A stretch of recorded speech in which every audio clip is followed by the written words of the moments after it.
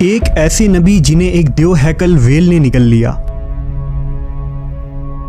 آپ سے ایسی کون سی خطا سرزد ہو گئی تھی اور آپ مچھلی کے پیٹ میں 40 دن زندہ کیسے رہے؟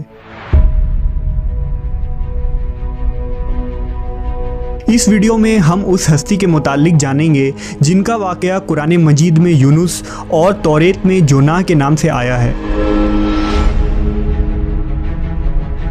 تاریخ میں آسوری قوم ایک عظیم اور طاقتور قوم کی حیثیت سے جانی جاتی ہے جس کا دارالحکومت اشور تھا۔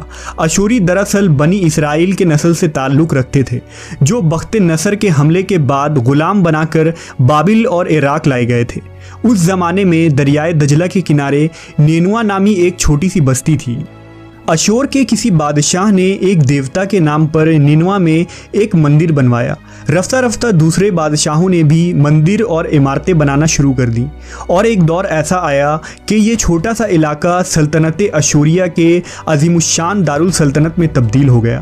نینوا شہر کے بیچوں بیچ مندر اور شاہی محل تھے جہاں سے اشوریوں کا بادشاہ پورے سلطنت پر حکومت کرتا تھا اور اونچے تخت پر بیٹھ کر بازاروں، گلیوں اور تفریح گاہوں کا نظارہ کیا کرتا تھا۔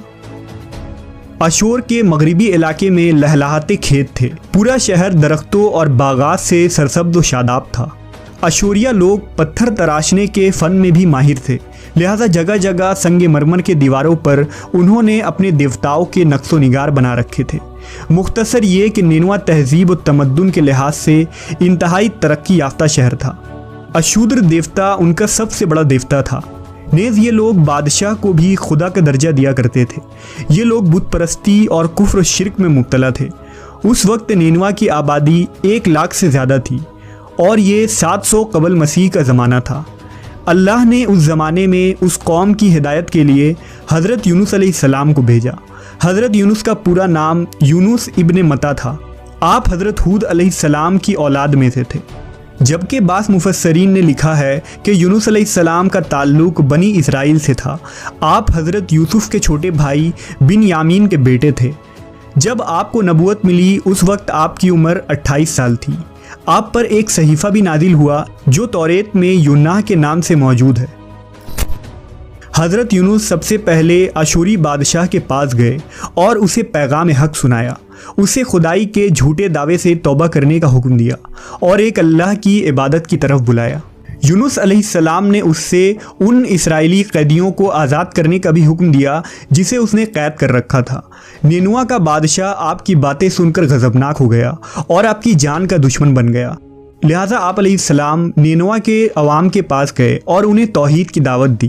انہیں شرک و بت پرستی اور دوسری برائیوں سے توبہ کرنے کو کہا، مگر اہل نینوا نے ایمان لانے سے انکار کر دیا اور اللہ کے رسول کو جھٹلا دیا۔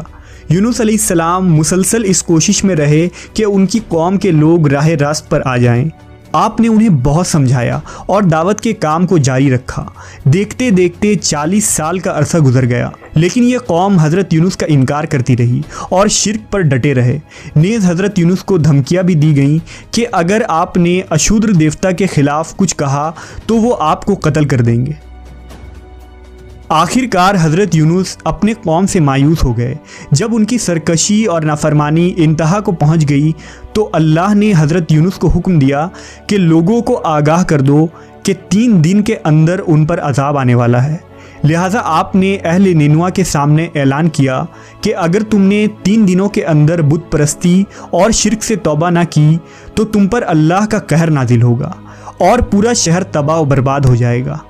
لوگوں نے آپ کا مذاق اڑایا اور جواب میں کہا، ہم تمہارے رب کی طرف سے عذاب کے منتظر رہیں گے۔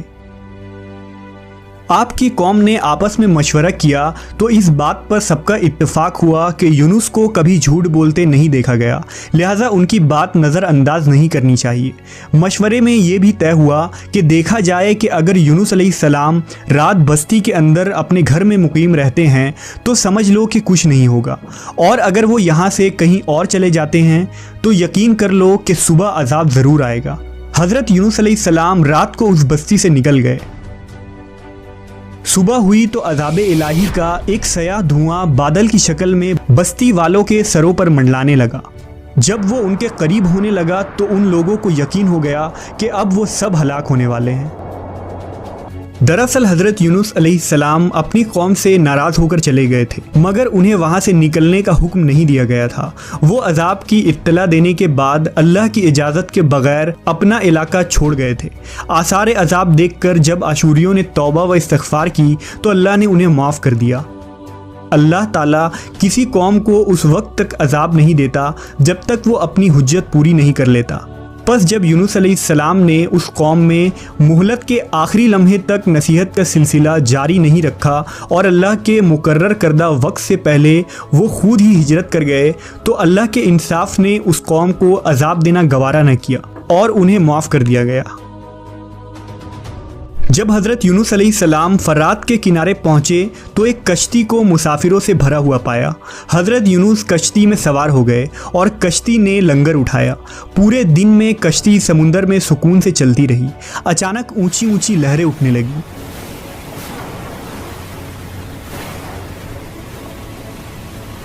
लोगों ने अपना साजो सामान समुंदर में फेंक दिया कि कश्ती का बोझ कम हो जाए, लेकिन कश्ती का बोझ फिर भी कम न हुआ।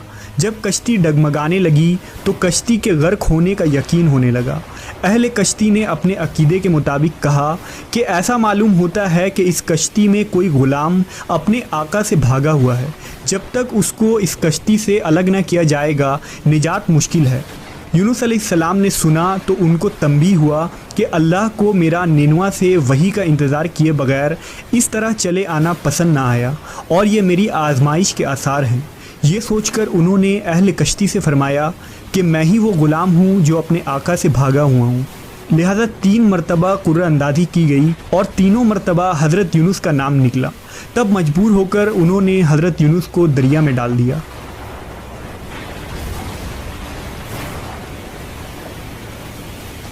उस वक्त अल्लाह ने एक बड़ी मछली को हुक्म दिया कि उन्हें निगल लो, ये तुम्हारी गज़ा नहीं है, इसलिए उनके जिस्म पर कोई तकलीफ़ नहीं होनी चाहिए।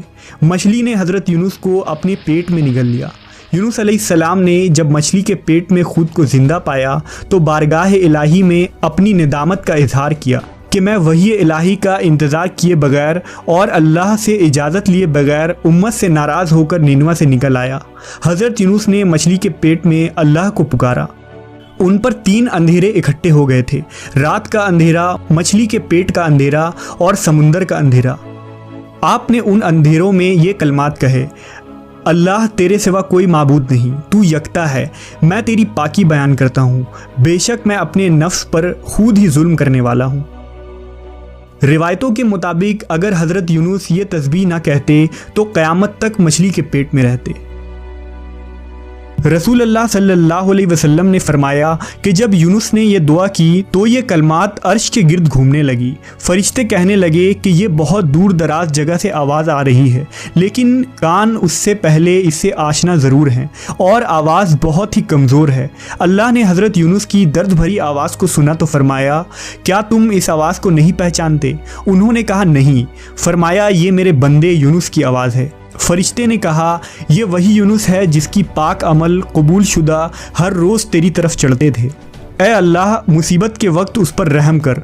तो उस वक्त अल्लाह ने मछली को हुक्म दिया कि वो आपको बग़ैर किसी तकलीफ़ के समुंदर के किनारे उगल दे। रिवायतों के मुताबिक यूनुस अलैहिस्सलाम 40 दिन उस मछली के पेट में रहे और उसके बाद अल्लाह के हुक्म से उस मछली ने आपको समुंदर के किनारे उगल दिया। मछली के पेट में रहने की वजह से आपका जिस्म ऐसा हो गया था जैसे कि परिंदा का पैदाशुदा बच्चा जिसका जिस्म नरम होता है और जिस्म पर बाल तक नहीं थे। गर्ज हज़रत यूनुस बहुत ही कमज़ोर और नातवा हालत में खुश्की पर डाल दिए गए थे। इसके बाद अल्लाह ने समुंदर के किनारे पर एक बेलदार दरख्त उगाया। रिवायतों के मुताबिक वो कद्दू का पौधा था जिसके ज़रिया हज़रत यूनुस अलैहिस्सलाम पर साया हो गया। इसके अलावा अल्लाह ने एक जंगली बकरी भेज दी जो ज़मीन की घास और जड़ी बूटियाँ खाती थी और सुबह व शाम आपको दूध पिलाती थी, यहाँ तक कि आप तंदुरुस्त हो गए। हज़रत यूनुस दरख्त के उस साए में झोपड़ी बनाकर रहने लगे। यूनुस अलैहिस्सलाम की कौम उन्हें तलाश करती हुई एक दिन उस साहिल के किनारे पहुँच गई और उन्होंने आपको देख लिया। उन्होंने आपके हाथ पर इस्लाम की बैत कर ली और साथ ही अल्लाह से तौबा व इस्तिग़फ़ार करने लगे। यूनुस अलैहिस्सलाम दोबारा निनवा चले गए और वहाँ रहकर अपनी कौम की रहनुमाई फरमाई। حضرت یونس کی زندگی نینوا ہی میں گزری اور وہیں آپ کا انتقال ہوا۔ اس قصے سے ہمیں یہ سبق ملتا ہے کہ کسی بھی حال میں اللہ کی رحمت سے مایوس نہیں ہونا چاہیے اور نہ ہی ہدایت کے معاملے میں اپنی ذات پر بھروسہ کرنا چاہیے۔ ہدایت تو بس اللہ ہی کی طرف سے ہے، ہمارے ذمے بس پیغام حق پہنچانا ہے۔